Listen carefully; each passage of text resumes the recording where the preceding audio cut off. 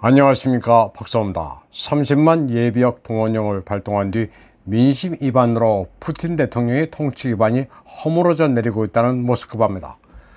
러시아를 향한 서구 미디어들의 악담은 절정으로 치닫고 있습니다. 러시아 전역에서 반전 시위가 번물처럼 터지면서 전쟁의 환멸을 느낀 러시아인들의 해외 도피 물결이 끝이 없다는 내용들은 픽션에 불과합니다. 러시아가 별 이유도 없이 그 넓은 땅을 두고도 우크라이나가 탐이나 침공했다는 선전들은 여전히 뭘 모르는 사람들 사이에서 맹위를 떨치고 있습니다.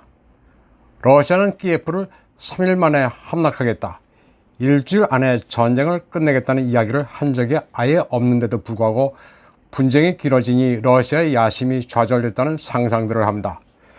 그런가 하면 우크라이나는 1,000만 넘는 인구가 해외로 빠져나갔고 동남부 영토의 러시아 귀속으로 역시 1,000만 가까운 인구를 잃었습니다.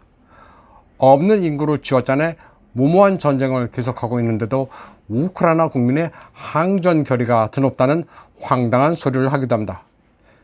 영국의 가디언, 데일리 메일, 선지 같은 정크 미디어들, 그리고 뉴욕타임즈, 로이터 같은 매체들이 러시아를 비방하는 기사를 써대고 있습니다. 팩트가 부실한 에세이 수준의 잡글을 쏟아내고 있습니다. 서구와 미국의 경제가 녹아내리고 있는데도 불구하고 러시아가 망한다고 매일같이 고사를 지냅니다. 이는 한국도 크게 다르지 않습니다. 구민권 미디어를 표준으로 보고 무조건 베낍니다. 메인스트림 미디어를 복사해 번역기를 돌려 짜깁기로 갖다 붙이는 게 한국 미디어입니다. 뉴욕타임즈, 가디언, CNN, MBC 같은 매체 이름만 들어봤으니 그것밖에 아는 게 없고 권위가 있는 것으로 착각합니다. 러시아는 한국의 적대국이 아닌데도 불구하고 무슨 일인지 우크라이나의 빙의에 러시아 파괴를 외치고 있습니다. 러시아가 한국에 잘못한 게 없는데도 원수로 생각하는 이들이 있습니다. 논리는 물론이고 상식적으로 설명이 되지 않는 현상입니다. 역사적 맥락도 전혀 모르면서 다들 슬라브 전문가가 돼 러시아를 침략자라고 비난합니다.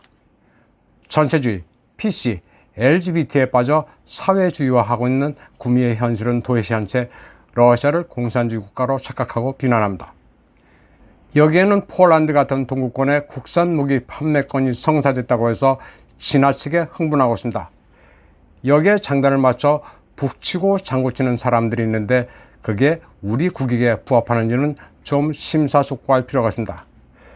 전쟁이 났으니 무기를 팔아 대박 났다고 아무렇게나 떠들어댑니다.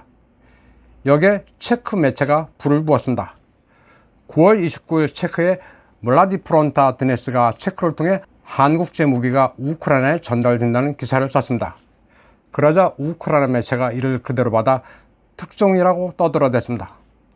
한국이 29억 달러치의 무기를 체크를 통해 보낸다고 큼지막한 제목으로 보도했습니다.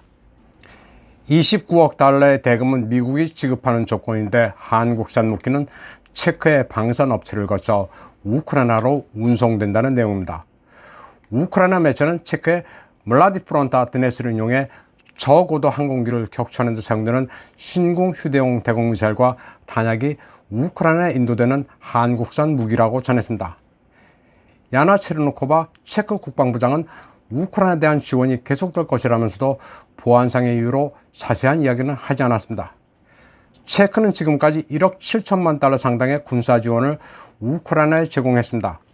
우크라이나 매체는 우크라이나에는 헬멧이나 방탄조끼 같은 비살상 장비만 지원한다는 한국 정부의 방침 때문에 한국이 무기를 우크라이나에 직접 공급하지는 않는다고 전했습니다.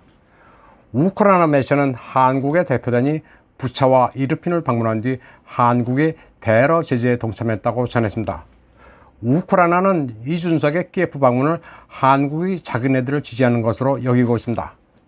체크를 통한 한국 LIG 넥스1 제품 신궁 대공 미사일의 우크라이나 제공이 사실이라면 이는 한국의 정책 전환을 의미할 수도 있다고 여러 분석가들은 보고 있습니다.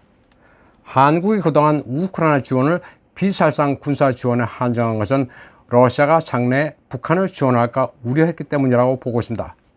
이는 전문가가 아니라 누가 봐도 자명한 이치입니다. 체크뿐만 아니라 한국은 이미 같은 방식으로 비밀리에 슬로바키아를 통해서도 우크라이나에 신궁 미사일을 수출하고 있었다는 뉴스도 흘러나오고 있습니다. 러시아는 이집트 원전을 수주하면서 거액의 하청을 한국에 선뜻 제공한 국가입니다. 그런데도 우크라이나 분쟁에서 러시아를 악마화하면서 한국산 무기 수출품의 편승에 전쟁에 열광하는 해괴한 모습을 보이고 있습니다. 이번 방송은 여기까지 하겠습니다. 시청해주신 여러분 감사합니다.